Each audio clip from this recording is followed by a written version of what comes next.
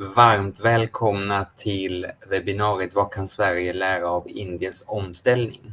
And realizing that we have very distinguished speakers from India and we have a global audience for this 1 hour webinar, these were my last words of Swedish for the forthcoming hour. I am Matthias Goldman. I'm going to be chairing and introducing this session. Let me start my slides so that we can see the rollout of the day, and then I'll give you a brief presentation of us at the 2030 Secretariat, and also opening up in the end for questions and comments that you might have. If you're watching this live, please use the function to give us your question and comments, and we'll come to that at the last part of this session.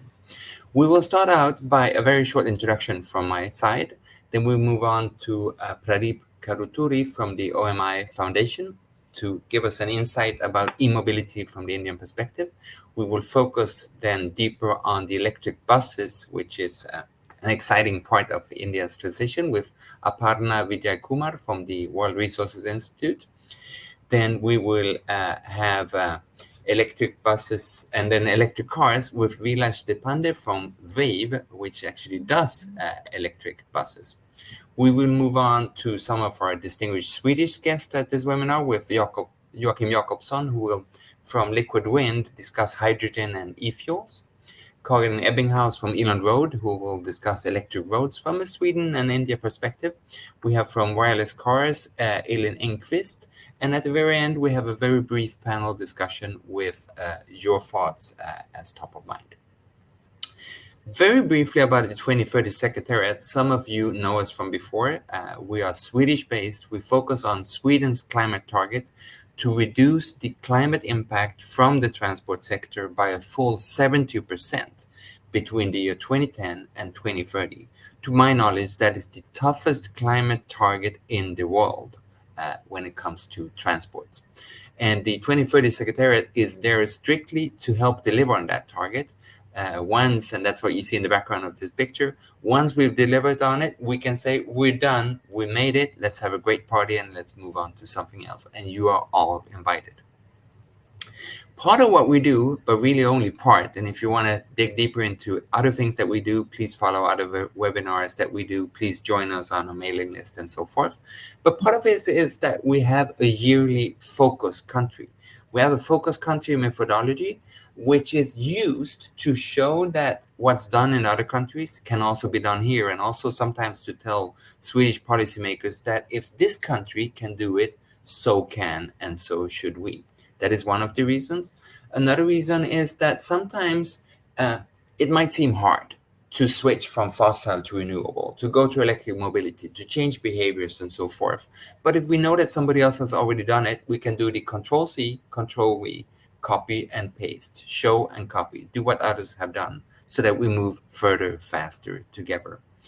A third reason, of course, is that we don't just want to learn from the focus country. We also want to grow together, find cooperations, make more deals, make sure that it's part of the winning game. It's good for business that we are jointly being leaders in combating climate change in the transport sector.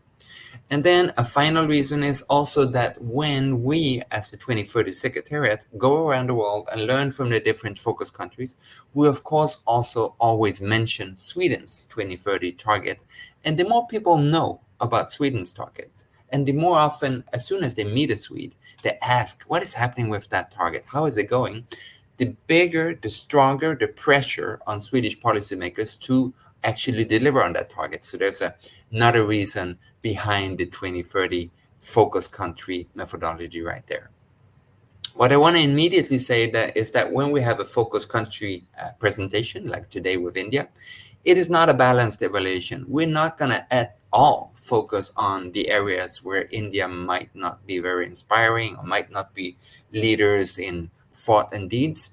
That is not the purpose here. The purpose is to find those areas where we can learn the most as Sweden, and of course as other countries as well. I noticed that there's participants from many countries around the world. So what can we learn from India's way of moving into sustainable mobility? We had previously focus countries that I want to mention just some of them. We started out with France. France gave us, and the actual focus country focus that we had gave us the bonus malus taxation of vehicles in Sweden. When we focused on the Netherlands, that gave us increased understanding on how to support biking, biogas as a fuel, China for electromobility, California, which is not a country, of course, but it's a state within the US, similar to the way Sweden is a state within the EU. So how can you be a front runner in that context? We learned a lot from that. And even now, there's ongoing, for instance, biogas cooperations between California and Sweden, thanks to that focus country year. Chile, lithium for batteries. Finland, the toughest climate target overall in the world. How are they doing that? How is cities working with trams and public transport? Last year, South Korea, EV, hydrogen, the shipping sector, and other learnings. And this year, India. Next year, Norway. The year after that, Ukraine, the building up of a country. How can we do that in the most sustainable way? What can we learn from that? How can we get involved? Another thing this is not is that we're not at all evaluating the elections. We have the elections results. We realize that this is by and large probably going to mean that a lot of the things that we found in our report about India as a focus country will stand, because the previous two administrations, or the previous two periods of legislation, are going to be led by the same party and probably the same prime minister as we know from before. So we see that there's a strong continuation there, which makes it easier to learn from India as a focus country. And why the focus on India? Well, one reason is that it matters so much. We all know that India is by now the most populous country in the world. It also has a large, as you see here, a large chunk of the global emissions. And what India does or doesn't is going to be so important to how well we can combat climate change and reach the agreements of the Paris Agreement. When we see different trajectories, we see that business as usual clearly is not good enough for India. It's not good enough for the world. So it would make a huge difference for all of us when India changes into something better and more inspiring, into electromobility, more of biofuels, more of shared mobility, more of smart solutions, and so forth. And when we dig deeper into that, into the report that I urge you all to read, even though most of it is in Swedish, we'll come out with an English version soon as well. We focus to a large part on the different modes of transport, from the two-wheelers and the three-wheelers to the electric and hydrogen buses and trucks, and of course to the magnificent train system of India. And in all of these examples, including also the shared mobility, we see that there's a lot to learn from India, which is why I'm so excited to very soon hear the different panelists here.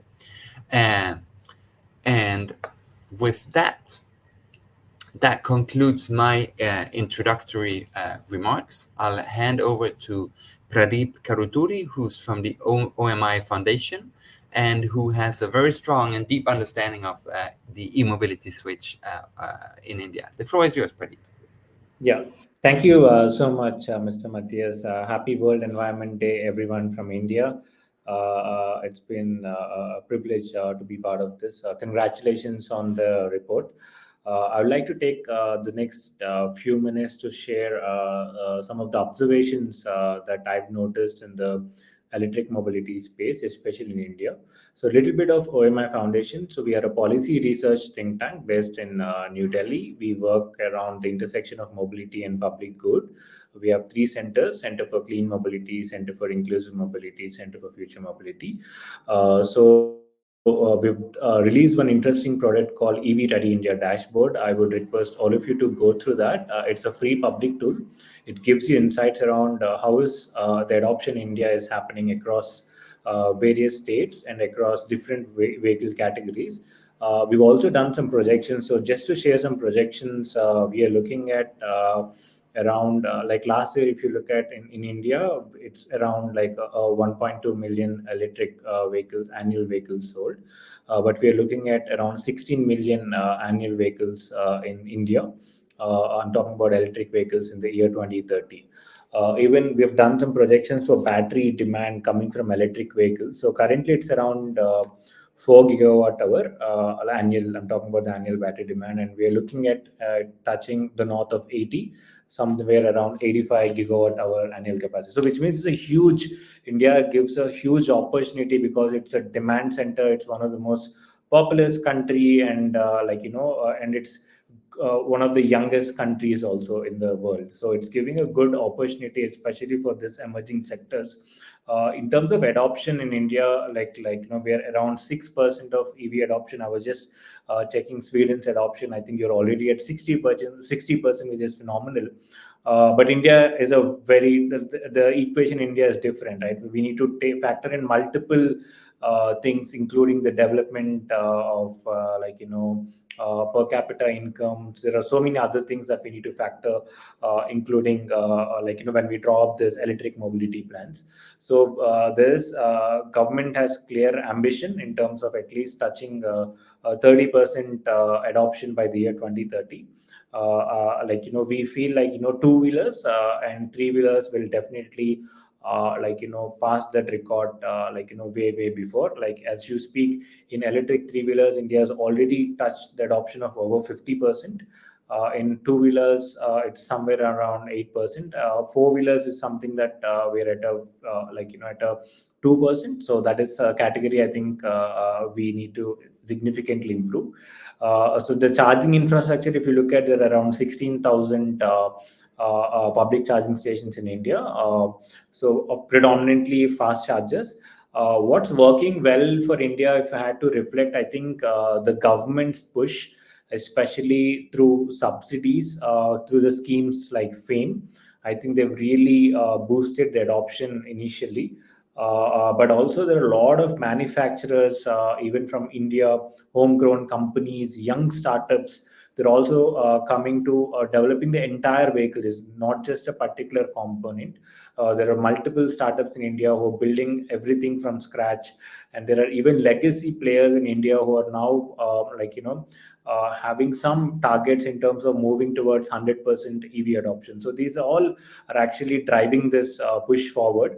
And the other thing, if I had to share, is the state governments in India. It's a federal, we have a federal government and also a state government. So a lot of state governments in India also have ambitions in terms of reaching a certain percent of adoption in India. For example, Delhi has an adoption target of 25% by 2024, by end of this year, and they're already at 20% at the start of this year. So these local targets are also actually spurring this adoption. But there's one segment that I wanted to share where I've done research is around the commercial adoption of electric vehicles, especially in two-wheelers. India is a heavily two-wheeler country. For example, for every 100 vehicles sold, over 70 vehicles are two-wheelers. It's predominantly two-wheeler, and that is reflected even in the electric vehicle sales also. So in EVs, there is a lot of cost advantage when it comes to the operational cost. So that is also a reason why we are seeing a lot of electric vehicles in India picking up, especially in two-wheelers used for commercial purposes like delivery, food delivery, groceries, and also in terms of e-commerce. So there are players like Zomato. They've given a commitment by 2032. They want to move towards 100% electric vehicle delivery. So even Amazon has announced some targets in India. So this, because of the total cost of operation, I think this is helping increase the adoption of commercial vehicles in India and two-wheelers, and also innovations in charging infrastructure like battery swapping, where you really don't need to park your vehicle for a lot of time. You can quickly swap your battery in just a minute, or maybe sometimes even less than that, right? So in that way, this commercial use case, they really don't need to worry about the range anxiety. They don't need to worry, what if I can't serve the the same number of people that I used to do when I'm using an ICE vehicle. So that is being resolved. But again, and also there are states like Delhi which has brought some aggressive mandates, in terms of certain targets for using two-wheelers in commercial purposes. They should only have electric vehicles, especially in bike taxi, a segment where you can actually carry a passenger on a two-wheeler. So that is one segment also which is picking up. I also wanted to touch upon another interesting thing that Government of India is doing in terms of localizing the supply chain. So there is a scheme called production linked incentive, because of the various geopolitical issues that's happening around this space of critical minerals and also the battery upstream. Government of India has clearly envisaged a target of localizing at least 50 to start with 50 gigawatt hour. So government has rolled out a scheme called production link for incentive. In fact, it is oversubscribed, which means the industry is really keen in India. Even beyond PLI also, a lot of companies have started investing in battery manufacturing without government subsidy also. There's a lot of interest in India as we speak in battery manufacturing. Even there's a lot of technology transfer happening. A lot of companies are actually doing technology transfer, license transfer to Indian firms to actually ramp up the battery production, including the cell manufacturing, right? So hopefully in next 2 years we will see a reduction in imports. As we speak, India is almost 100% import dependent when it comes to lithium ion cells. So but now because of this active support from the government, we hope to see that reduce and India also become a manufacturing hub globally. And we are the manufacturing hub when it comes to two-wheelers. We are looking the same to happen in electric two-wheelers. That is picking up, and government have also launched interesting schemes like eFast in terms of aggregating the demand. There's also, I think my fellow speaker also will talk about the electric buses scheme. So there's a lot happening, and with the new government that has just formed, we're hoping there's a new scheme on FAME to continue this subsidies, because we feel the 6% adoption is still not the number where you can you can just rely on the market forces to grow. So I think we are looking at least a penetration of 20%. From there the market can take it over. So that's something that a lot of researchers like us are suggesting in various forums. But yeah, I am very positive in terms of how the EV adoption is picking up in India. I think we'll definitely reach the 30% adoption by 2030. In fact, we believe we will even touch 50% north. Yeah. Thank you so much again for the time. Yeah. If you have any questions, I'm happy to answer. The floor is open. Thank you so much for that, Pradeep. That really gave us a great understanding of what's happening in the great country of India. I just want to, for all of us who might not be as familiar as you are, touch upon the FAME, which is so important, and that is the faster adaptation and manufacturing of electric vehicles. And it's now in its third phase or fourth phase already? As we speak, it's in phase 2. The phase 2 got over in last March. So with the new government, we're expecting a third phase. Yeah. Thank you so much, Pradeep. We'll come back to you later, but some of the questions that I would want to pose to you, I'm sure that we will get the answers to already in the next upcoming presentations. Let's switch to from the World Resources Institute, Aparna Vijay Kurmar. I'm sorry for pronouncing that wrong, but the important thing is not how I pronounce it, but what you tell about India's switch to electromobility. Go for it. Hi everyone, can you hear me?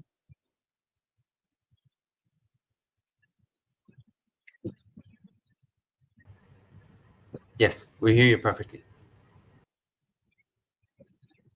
Okay, yeah. Do let me know if you can see my screen.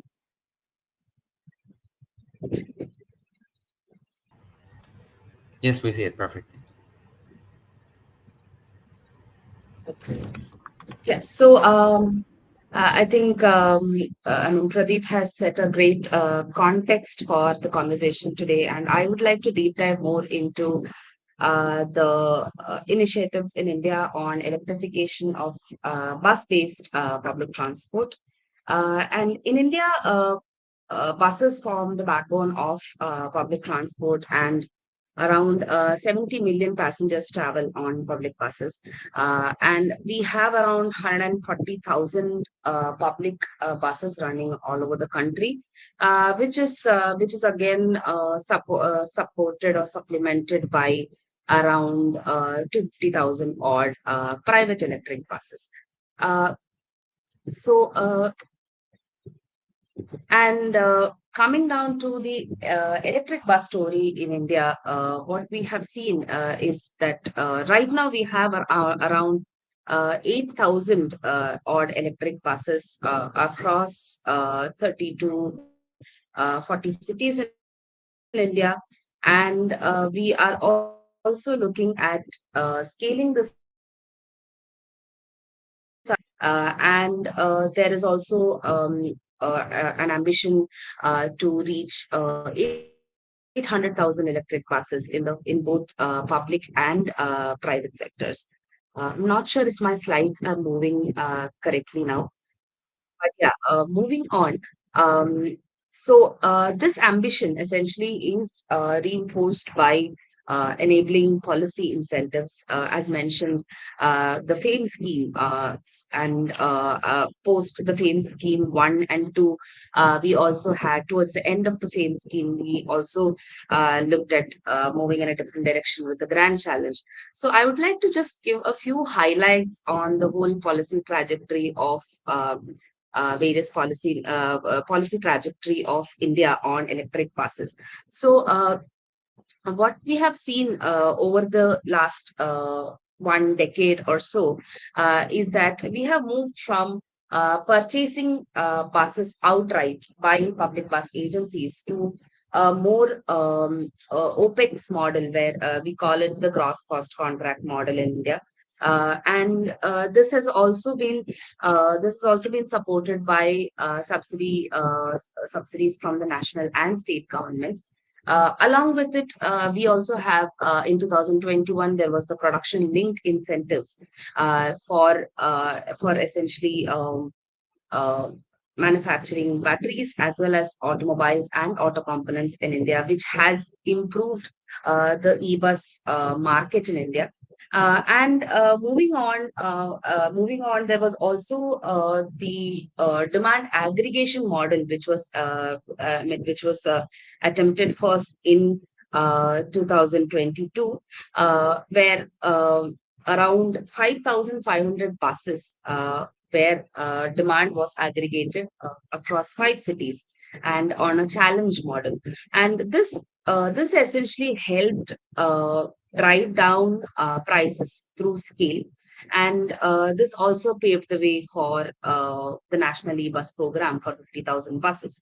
Now we are at the stage where there is the scheme which is called PM E-Bus Seva scheme, which has an outlay of 10,000 electric buses.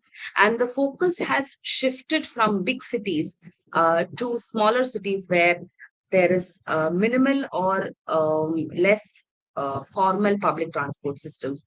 And right now, we have tendered out around 5,300 electric buses across 70 cities under the scheme. And along with aggregating demand and demand to drive down the costs, there has also been a streamlining of procurements itself, which is essentially introducing more risk mitigation measures, which would improve the confidence of potential bidders. And this is also augmented along with the payment security mechanism, which is launched early this year or last year, essentially. And this is essentially providing more confidence to the potential bidders through a payment security mechanism. And what we have seen over the past few years since the Grand Challenge is also that we have increased the number of players in this ecosystem. So initially, we had our major OEMs who were participating. Now we have more operators along with OEMs who are participating in these tenders. And just wanted to spend 1 minute on the demand aggregation through the grand challenge model. So essentially, through this demand aggregation of 5,500 buses, the per kilometer rate discovered were around 25% lower than the previous, than diesel or CNG buses with subsidies. And this has also, as I mentioned earlier, the various conditions of the contracting, which has reduced the risk, are have also been mentioned in this slide. Essentially, instead of having disparate contracts across the country, across various cities of the country, we are now looking at a model contract for the country, which would streamline the contract period, the bus utilization, opportunity, charging time provided, etc., and so on. And this has also led to the 50,000 electric buses target. I'll not spend too much time on the PME bus Seva scheme. We just had a discussion right now. So while we have, we have these various policy initiatives, there are still certain gaps. So I would also like to just touch upon that so that we can also learn from Sweden. If you have innovative solutions, you can share with us. So one of the key things in India, in the public transport system in India, is the cost recovery by public transit agencies. Public transit agencies in India. So if you look at the pie chart around, there is a deficit of 50% or more. And looking at the level of service of bus services in India, there is a current gap of around 100,000 buses, and which is not looking at the replacement of old buses. This is just the gap based on the level of service. And apart from that, there is also a dearth of private operators in the country, because historically we've been purchasing buses. Our public transit agencies have been purchasing buses, while more than 90% of the bus ownership is with private, is in the private sector. We still have, less than 5% private operators who own more than 100 buses on their fleets. So these are some of the key challenges that we still have in India, and some of the essentially the opportunities to scale up and bridge these challenges is to ensure consistent public sector funding along with private sector financing to create that robust marketplace. So with that, I will end this presentation and looking forward to the questions, and back to you, Matthias. Thank you so much, Aparna, and I hope that everybody who listened to you fully realized the incredible challenge and what is so exciting about this massive purchase of electric buses in India. That was one of the things that struck me as the most fascinating when visiting India. We'll come back to you, Aparna, with questions at the end. We move straight on to Vilas at Vayve, the electric car producer. Vilas, the floor is yours. Thank you, Matthias. It's a pleasure to be here today. I will talk about what we're doing in India with a new category of vehicles, which is mini mobility. So I'm part of Vayve Mobility. We are building city cars here in India. And when we say city cars, it really is completely focused on that use case where the speeds on those roads within cities are either limited by regulation. So you can think about Paris, London, New York City, or even Stockholm. Typical built area speed limits there are about 30 kilometers per hour. And in other cases, whether in India, in Southeast Asia, or many other countries around the world, because of sheer density of traffic, you'd be lucky to go 30 kilometers per hour. So our vision here is to create vehicles which are perfectly suited for that in-city transport of people, whether it is for you personally or whether it's riding with other people in a taxi. And that's what our focus is. And of course, because we are in India, we are blessed with a huge amount of sun, and we are able to integrate technology to make these partially solar powered, which is a great add-on feature as well. So with that introduction, let me kind of share with you what that challenge is that we're trying to solve. there's really no good solution today for commuting within the city. And this covers whether it's you're going to work, whether you're taking your kids to visit OPA or OMA, whether you are simply going somewhere to buy some groceries or do a milk run. You're either dependent on micromobility in many cases, but in India, it's the two-wheelers which are predominant. Two-wheelers come with their built-in compromises on comfort and safety. But then if you wanted to switch over to a car, you're ending up carrying three or more seats which are empty with you all the time. And you're paying a pretty big premium to have an electric car. And of course, there's a lack of infrastructure and on just simply road space. So what we have introduced is a car that would be at home on the roads of Gothenburg as well as on the roads of Gorakhpur. So this is a global product that we are building. This is EVA, and we are redefining personal mobility with this vehicle. Now, the idea is really, it has to be attractive. People simply won't buy a car that doesn't make them look good. But then it has to have the technical capabilities that they're looking for. So in the case of city travel, 250-kilometer real-world range is more than enough for a person's driving around in a city for almost a complete week.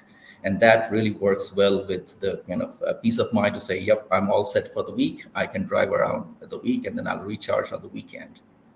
The capacity we have with EVA is for 2 adults and a child.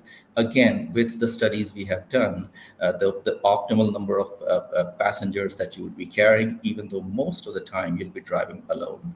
And like I said, with Indian sun conditions, we are able to cover about 30% of our traveling range from the sun, which is quite big. It is not 100%, but it makes a big difference in how frequently you have to charge the car. And of course, it has to have all of the technology that is suited for India's climate, as well as use outside India.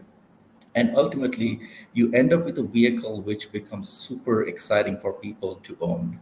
Now you'll say, you're showing me a render, where's the real car? So the update I have is the real car, we are building our production intent prototypes, which will be unveiled in about 4 months. And that's why I'm not showing those here. But what I can show you is our first version of EVA, which we showed at the Delhi Auto Expo in January 23. And we took it there to see whether people would like a car like that. And we were blown away by how much of a popular interest it created. So we had over 10,000 people just saying, hey, where do I sign up? I want to buy this car. We had dealers all across India and the rest of the world coming and saying, hey, I would love to have this car in my showroom. And beyond that, we had traction from the industry, from media. So that's really a great kind of a validation of the concept that we were looking for. And that's where we are trying to go. But when we did that, we also had people asking us about, you made a great electric personal car. Can you make us a taxi? And so we said, yep, we are already working on that. So what we have introduced just a couple of months ago now is our full-size electric taxi. Again, a city car, so the speed limit will be also implemented at about 70 kilometers per hour. Plenty of speed for those use cases within the city, which I just described. Now, with a city taxi, you really have to focus on what are you trying to do. And again, it goes to the core of purpose-built vehicles. You really can optimize the design of the vehicle for the job that it needs to do. And that's what we have done with CT5. This is the actual car which we are testing on road right now. What we have developed here is a fleet vehicle. So it could be a single person, which is the case in many places in India. It's an operator of the vehicle who's also driving the vehicle, and they are earning their livelihood through this. So they typically sign up with the cab aggregators to do their job. And they need a vehicle which can cover their entire day's shift. It can carry 4 people with ease, and also carry a lot of luggage because people love to carry stuff with them. And that's what we have done.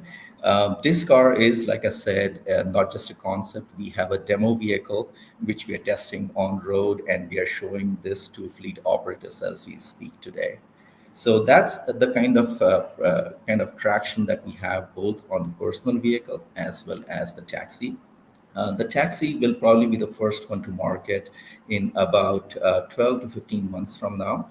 And of course, building cars is a very difficult and very detailed engineering and manufacturing challenge. And that's why we are working on it pretty much day and night to make that happen as soon as possible.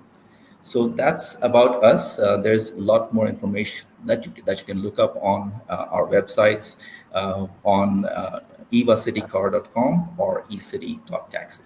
Thank you. Thank you so much, Vilas. And for those of us who can't get enough of your cars, there is on our 2030 YouTube channel a 15-minute talk between the two of us when I was lucky enough to visit your car factory. Moving on, we're going to come back to you at the panel discussion at the end. Moving on to Joachim at Liquid Wind. So e-fuels, India, what can we learn? How can Sweden be part of this great change? Joachim, the floor is yours. Thank you, Matthias, and thank you for inviting Liquid Wind to this webinar. So Liquid Wind is a Swedish developer of electrofuel production facilities. So we combine green hydrogen made out of renewable energy with biogenic CO2 and produce e-methanol, which is an excellent hydrogen carrier for hard-to-abate sectors such as shipping. Just briefly, our first project is in Örnsköldsvik in Sweden. It's the world's first production facility for e-methanol in the commercial scale, and it is expected to start delivering fuel 2025. And besides the Danish energy company Ørsted, Bill Gates is through Breakthrough Energy, one of the investors.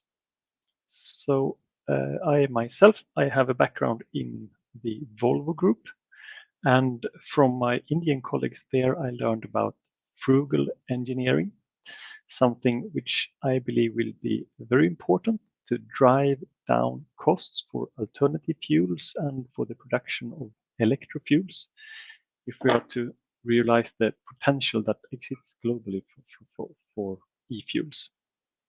And I also want to thank you, Matthias, for a very interesting report. And even though it, I think, primarily focused on road transport, I was very happy to read about the initiatives in Indian shipping and regarding bioblending, alternative fuels, and also the what is going on when it comes to shore power, which is electric charging for ships import. And that is actually something that we are right now looking at in Sweden. There is a national strategy being developed about the investments needed and the strategic choices that the ports and the shipping industry needs to make this shift towards alternative fuels within shipping. And I'm quite certain that there will be things that Sweden and India could learn from each other here. And to conclude, I had sort of 3 comments on sort of similar challenges and opportunities that India and Sweden have that came to my mind when reading the report. And the first is that just as Sweden, India also has excellent prerequisites for producing e-methanol with the current ramp up of renewable energy, as well as the country's policy focus on hydrogen and methanol. And here, of course, we at Liquid Wind would like to contribute, hope to contribute, and with our sort of head start and the fact that we design our facilities in a very standardized, modularized way, we think that we could play a role. And even though we are currently focusing our attention on the, as I said, the hard to abate sectors such as shipping and perhaps later aviation, we don't really see the case for e-fuels in road transport in Sweden today. However, there are other markets where e-fuels, for some reasons, may play a role in decarbonizing the road transport sector as well. And I don't know if India is one of those, but I think that is something that is worth exploring. And I think my final comment is on the role that the production of e-fuels can play in an energy system that is shifting from oil and coal towards a larger share of renewable energy. And that is that the production of electric fuels has the ability to support flexibility and frequent stability in the energy system. And this is something that will become increasingly more important in an energy system that becomes more reliant on intermittent and weather-dependent energy. So thank you, Matthias.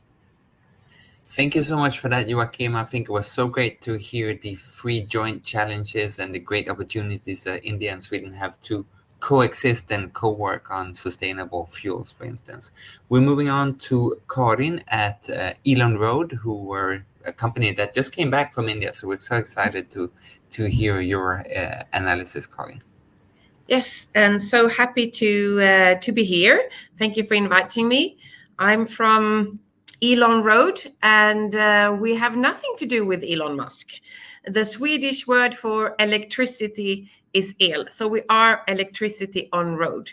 And I think that we have the same challenges when we're switching into electrification, both in Sweden and in India.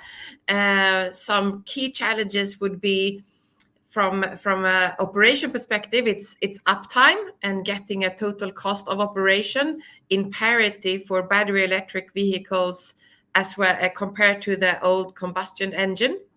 Then finding space and a safety perspective, and also, of course, access to the energy. How can we improve the grid and support quite a big acceleration into electrification? So I think those key challenges are quite universal, and when I speak to stakeholders all over the world, this is really something that could hold electrification back, and that's why I'm really happy to describe more about our solution that could save that. And I mean, all over, we can see that both industries and consumers want to accelerate electrification, and it's driven a lot by policy and regulation.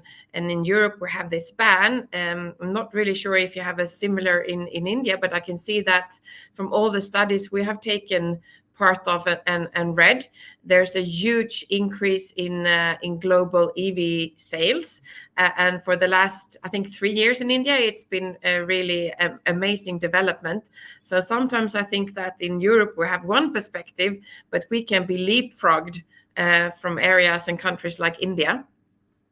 So where are our solution needed? Of course, it's everything from being on public highways, and in Sweden, the Swedish Traffic Authority has tested 4 different technologies. So it's both ground-based conductive, like ours, it's overhead conductive, and then it's a ground-based inductive solution. So I think that the knowledge that Sweden has developed in what we call dynamic charging as you drive, is something that India can capitalize on and start deploying much faster. And I know that there are plans in India to test and demonstrate these kind of what we call electrical roads where vehicles can charge and drive. And we were participating in a symposium of international automotive technology where we presented this, and we are currently forming our stakeholders and partners to enable a large demo test in India. So please contact me if you're interested to participate. But then, of course, using this technology for confined areas, it could be for public transportation, it's in ports or airports, or just using the technology to transfer energy where vehicles spend a lot of time, makes a lot of sense. Because then we can reduce the battery sizes. So if you have access to charging, you can have smaller batteries. We don't affect the grid so much. And of course, if we have autonomous vehicles, if you're self-driving, obviously you should be self-charging. And very, very briefly about the technology, it's been tested now live in Sweden for the past 5 years.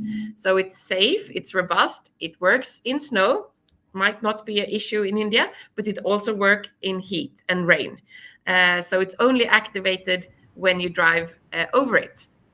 And we're all about this frequent charging, so reducing battery sizes. So it's easy to modulate where you can put this technology to really enable you to have uptime and efficiency and do your business as normal.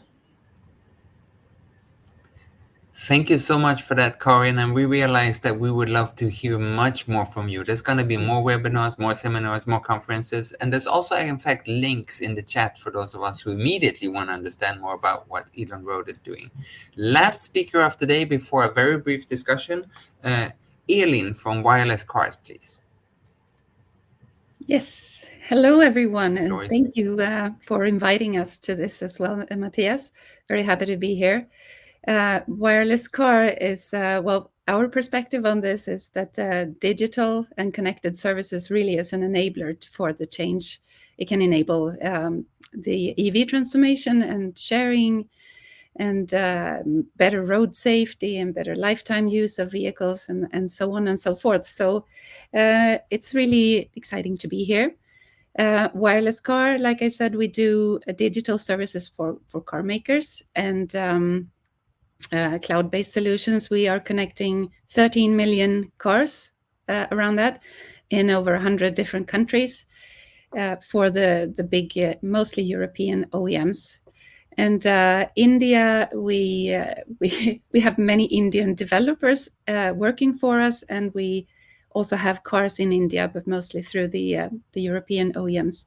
For example, we're doing the back end to Volkswagen Group electric vehicles, to all the brands electric vehicles, which will also be on the roads in India. But would love to do more there since it's a growing market. And I think India, like many of you said before, it's the transition there is so important. Emissions per capita is not so big at the moment, but you do have a very young and fast-changing population. So, and many pressing needs in terms of mobility when it comes to congestion and pollution and safety and so on and so forth. So, big impact and very important topic. So, first of all, I was looking at what we can learn from each other in this area, and like the first thing, I think it would be good to not do the same journey as we've done here with building up lots of infrastructure and having 1 or 2 or 3 cars per family and so on, but rather go straight towards better digitalization and use of resources. And other things, if we start to look at what we can learn from India based on the great report you have made and from talking to my Indian colleagues, I think one thing is the way the government works with the transition and giving incentives and steering it more than we do, I think, with scale-ups and infrastructure and making it accessible for more people, for example. Another thing that I straight take from the report is that the need for local adaptations of our solutions. So when we approach Indian markets with our digital services and solutions, there are very obvious different needs. For example, for 2, 3 wheelers and buses. Like you said before, maybe it's not starting the heater before you go into the car, but rather getting the car cooled down or other weather conditions you need to think of. So that was really good output and collaboration point. I think also something really good that struck me reading the report is the way sharing is working in India, that it's actually successful and growing. And many of our customers have been working with that, and it hasn't been very successful. So I think we have learnings there, both sharing cars and batteries. And then it's in general the speed and positivity towards the transition that we can learn from. I also have other things that we can possibly contribute with, but I don't know, have I got time for that? No. No. So that can be a Unfortunately, you don't. But thank you so much for those remarks, Elin. I think it was really to the point about what we can learn from each other and how we can cooperate better. Let's bring in all the speakers. And with all respect for my great Swedish friends, I'll turn mainly to our Indian speakers. We've got Vilas, we've got Aparna, and we have Pradeep. To all three of you, we heard so much, especially in the beginning, about what India is doing. And of course, Sweden is not your key top of mind, but what do you think is especially relevant in a very different Swedish, Western, North European context that we could actually learn from and build upon? Pradeep, you go first. Pradeep. Yeah, I think the innovation, right? Like, I'm really excited about the wireless charging that Karin just mentioned. Like, in India also, there's a lot of young startups, as I mentioned, right?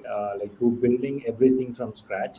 I think that model, like, if we can, collaborate in terms of doing this pilots or like, sharing this knowledge at an early stage. Like, we come with the advantage of labor, the cost advantage when it comes to the labor cost and all. And I'm sure the technology, the scale and the demand in India is huge, right? Yeah. You want to really test your pilots at scale. I think this is the country. So I think that could be an interesting angle in terms of the technology sharing, in terms of doing this pilots actually in India in use cases. And you have diverse use cases. You can have use case like we have India 1, India 2, India 3. Like India 1 is basically you can buy like even the premium kind of cars and all. India 2 is something like you want to see, but you want to see with some caution. India 3 looks for something like Vayve, like how Mr. Vilas mentioned, like the mass mobility, mass adoption. So those kind of models. So we have everything here. So I think that kind of collaboration can definitely happen. And there is something called T Hub in Telangana, which is an incubation center where young startups, instead of investing everything, you can actually come there and do some prototyping and testing. So we have some dedicated incubation centers in India. So if we can have one incubation center only focused on electric mobility, I think nothing like that. Yeah, I'll pause here. I want to ask you, just before moving on to Aparna, I also want to ask you, Pradeep, because you mentioned it a little bit in the beginning, that India differs from state to state. And even in Sweden, we're a small country, but we also said that we want to have pilot regions. How does that work in the Indian case? Yeah, so if you're asking for pilots, right? So for example, like we have mega cities, like for example, like Delhi, Mumbai, right? So where if you want to try something in EV pilots, the chances of its success is relatively higher. Like in terms of, because the sheer demand that you have and all. Even if you talk about the number that Aparna mentioned in terms of electric buses, more than 50% is coming from just Delhi alone, right? So I think so those kind of numbers, or those kind of governments which are proactive, I think those helps. Like and we are very progressive states. Like even in now with Tamil Nadu is now the capital for Southeast Asia, not just India. Right. It's the capital for Southeast Asian manufacturing of electric vehicles, right? So we have this really good grounds, and we have dedicated freight corridors. The government is talking about freight corridors. It's talking about electrification of highways. So we can actually test this pilot. So there are some corridors, north-south corridor, which is actually going to bridge a lot of this, help you answer. I hope I answered you at least to a certain extent. Thank you. Yes, you did. Aparna, I want to both hear your top of mind, what we really can learn the most, but also pick on where Elin left us with the idea that shared mobility is key to sustainable mobility. And what is behind the success in Indian shared mobility? Aparna?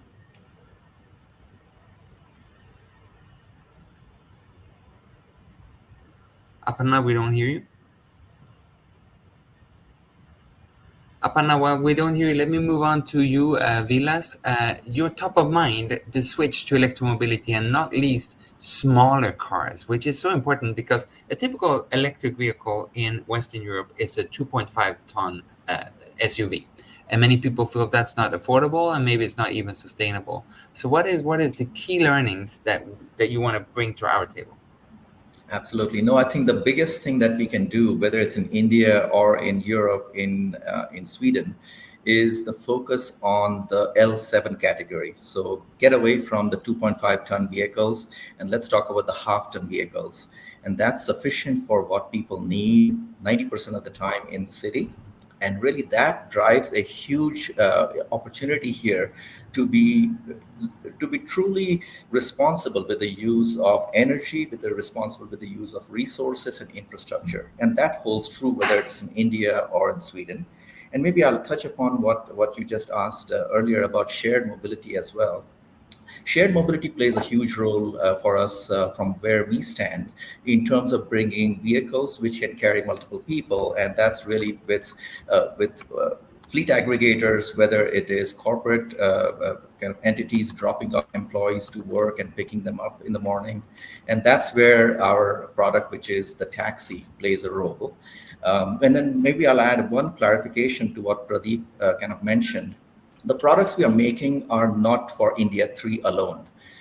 We are making products all the way from somebody in Stockholm all the way to somebody in India 3.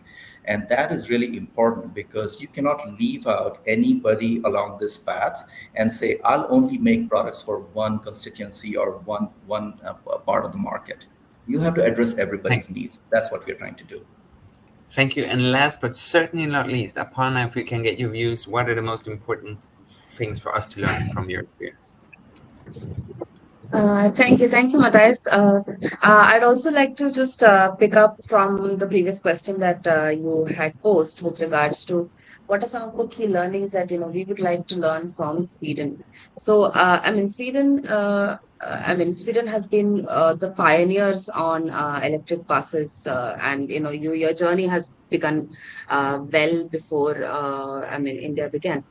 So some of the things that we would like to understand is also, as Pradeep mentioned, India is a diverse country, and we have very high temperatures and quite low temperatures in various other regions. And in Sweden, there has been a lot of exploration on looking at various battery technologies for, depending upon your, climatic conditions there. And you also have quite a harsh, cold climate condition, and that is something that that's something which is quite inspiring to India.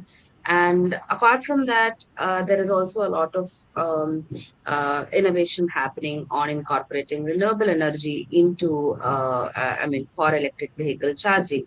And that is something that even in India we are trying to explore. For electric buses, and with what Vilas showed us today, that's something that is on the trajectory for India too. And while we have probably something of of an opposing climate situation here. But that is something. These are some things that we would definitely want to learn from Sweden. And some of the key aspects, I think we can take from India is that national and subnational coordination within the policy ecosystem for provision of incentives or fiscal or non-fiscal incentives for electric mobility. Thank you so much for that, Aparna, and thank you all of you for the great contributions that you made to this very brief webinar. Time goes quickly when you're having important. We're wrapping this up, but we are having India as a focus country throughout the year. We'll get back with more reports, more insights, and we'd love to hear more from all of you. For those of us joining us from Sweden, I want to remind you that on the 13th of June, we have a webinar on CSRD, Corporate Social Responsibility Directive from the EU, how that can best be used for the transformation of the transport sector. For those of us joining from other parts of the world, including myself sitting in Bangkok now, thank you so much for participating in this. And as has been heard throughout this session, the way to reach the climate goals and the way to ensure a sustainable future is to be inspired by each other and co-develop together. So thank you, all of you. Have a great joint future. Thanks.